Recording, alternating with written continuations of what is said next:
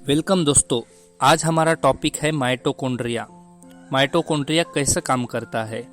Mitochondria के working को समझने के लिए हमें पूरे स्ट्रक्चर को समझना पड़ेगा।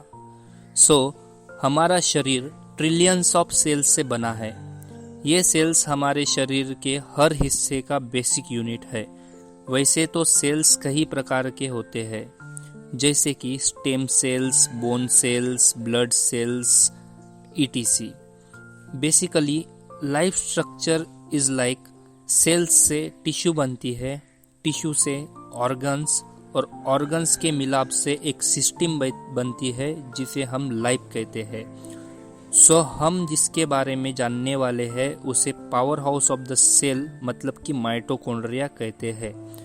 जिस तरह शरीर को जिंदा रहने के लिए पूरे ऑर्गन सिस्टम की जरूरत होती है, उसी प्रकार सेल्स को जिंदा रहने के लिए ऑर्गेनेल्स की जरूरत होती है।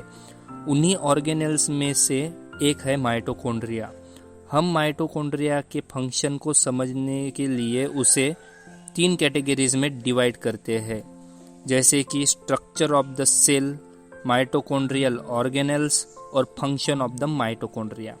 स्ट्रक्चर में ये डबल लेयर्ड मेम्ब्रेन से बाउंड होता है, जो कि रॉड शेप में होता है। ये प्लांट सेल्स और एनिमल सेल्स दोनों सेल्स में पाया जाता है। इसके अंदर होता है gel like substance, like a gel, उसे हम मैट्रिक्स कहते हैं। ये 0.5 से 1 माइक्रोमीटर के डायमीटर का होता है। माइटोकॉन्ड्रियल ऑर्गेनल्स में inner membrane, outer membrane, matrix, ribosome, DNA, cristae, ये सारे ऑर्गेनल्स माइटोकॉन्ड्रिया के अंदर रहते हैं।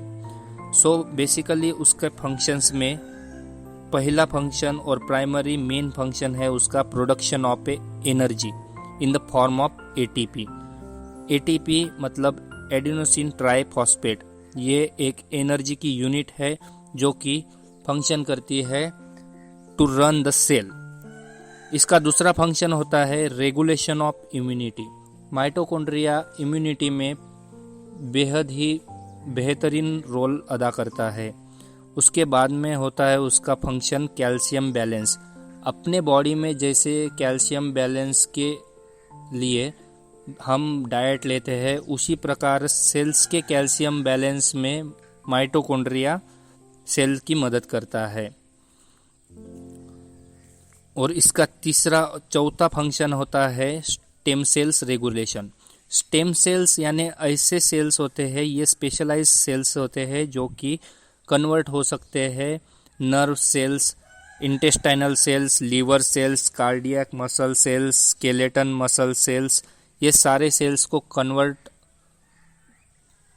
करते हैं स्टेम सेल्स। मतलब स्टेम सेल्स कन्वर्ट होती है इन सारों स्टेम सेल्स के अंदर, वो पावर होती है कि इसमें ये कन्वर्ट हो सके।